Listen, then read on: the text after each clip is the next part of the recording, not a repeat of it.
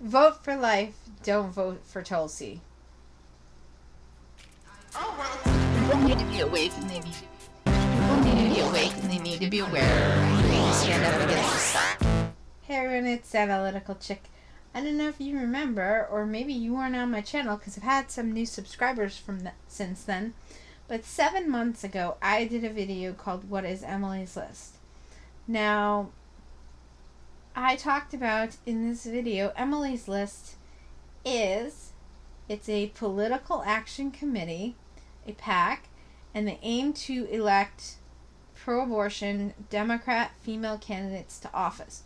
Well, and their whole thing is early money is like yeast. The idea is that they have the donors to get the women out early, and you see that they were tied to this one here who ran for president. So you look at their own website. Isn't this lovely? Provoke and instigate.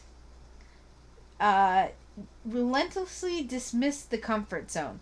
Yeah, these do not sound like people who are going to help someone get elected and then just sit back while they don't push their agenda. They don't sound that way to me. And let's take a trip in the Wayback Machine. And we land here. From this page from November 14th of 2012. And this listing right here, Emily's List, is Tulsi Gabbard running for, it looks like she's running for House in Wisconsin, but that's the person above her. See, Tammy Baldwin. So you see here, U.S. House, Hawaii, that applies to Tulsi. Not the black woman here who is from Florida. And they have two categories. They have on the list as well as recommended.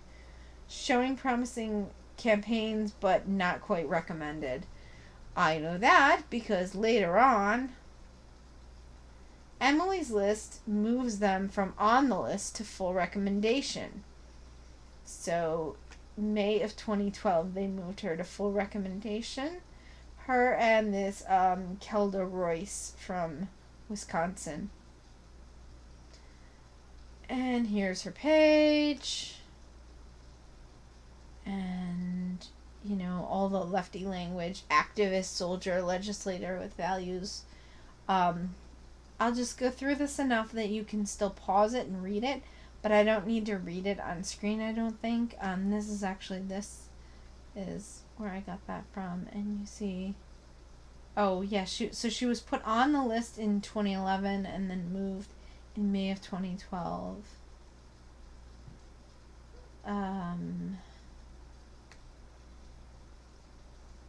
Women Vote, by the way, is actually a project of Emily's List, so that's another reason why you should know who Emily's List is. So you can see that right here is their website. And go down to the bottom. Where is it? Oh, by providing your information, you consent to. You see Emily's List and Women Vote. So Emily's List basically started Women Vote. And you see they have this hashtag Stand Up for All. Not standing up for the preborn. And then just here, you see that on her Wikipedia, it talks about her being endorsed by Emily's List, which I've already covered. But I just wanted to show it on another, information outlet. And just to remind you why it's bad that she's endorsed by Emily's List, we're just going to run this little video here. Or D&E that opens the vagina widely. There we go. Because second trimester babies are so large, this greater access facilitates a late-term abortion. Late-term abortion requires that the cervix be prepared 24 to 48 hours in advance with laminaria. Laminaria is a type of sterilized seaweed that absorbs water over 8 to 12 hours and swells to several times its original diameter. Once removed, metal dilators can be used to further open the cervix as needed. Once the cervix has been stretched open, the suction tube is placed inside A baby at 20 weeks gestation is as big as the length of my hand, from head to rump, not counting the legs. The suction machine is turned on, and pale yellow amniotic fluid surrounding the baby is suctioned out through the catheters. With babies this big, they don't fit through catheters this size. The baby's bones and skull are too strong to be torn apart by suction alone. This is a Sofer clamp. A Sofer clamp is made of stainless steel. It's about 13 inches long. The business end is about 2.5 inches long and a 1/2 inch wide, and there are rows of sharp teeth. This is a grasping instrument. When it gets a hold of something, it does not let go. The abortionist uses this clamp to grasp an arm or leg. Once he has a firm grip, the abortionist pulls hard in order to tear the limb from the baby's body. One by one, the rest of the limbs are removed, along with the intestines, the spine, and the heart and lungs. Usually the most difficult part of the procedure is extracting the baby's head, which is about the size of a large plum at 20 weeks. The head is grasped and crushed. The abortionist knows he has crushed the skull when a white substance comes out of the cervix. This was the baby's brains. The abortionist then removes skull pieces. He removes the placenta and any leftover parts of the baby with a curette, scraping the lining of the uterus for any remaining tissue. The abortionist then collects the baby parts and reassembles them to make sure that there are 2 arms, 2 legs, and all the pieces.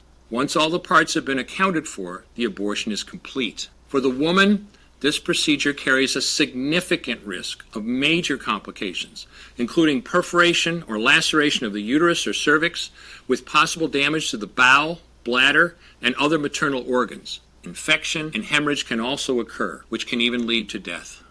Future pregnancies are also at greater risk for loss or premature delivery due to abortion-related trauma and injury to the cervix. As I mentioned at the beginning, I'm Dr. Anthony Levatino, and in the early part of my career as an OBGYN, I performed over 1,200 abortions. One day, after completing one of those abortions, I looked at the remains of a preborn child whose life I had ended, and all I could see was someone's son or daughter. I came to realize that killing a baby at any stage of pregnancy for any reason is wrong. I want you to know today, no matter where you're at or what you've done, you can change. Make a decision today to protect the preborn. Thank you for your time. And I'll link this in the description. There's more videos. That's 2nd trimester. So there's 3rd trimester and 1st trimester. And Anthony Levatino's story, as you heard, he was an abortion doctor who has now become a pro-life activist. Alright, I think that's it for today. Thanks so much for stopping by my channel. I will see you all next time. Thank you. People need to be awake and they need to be aware. They need to stand up against the stuff. People need to be awake. People need to be awake and they need to be aware. They need to stand up against this stuff. And it's so politically engaged. And it's so politically engaged.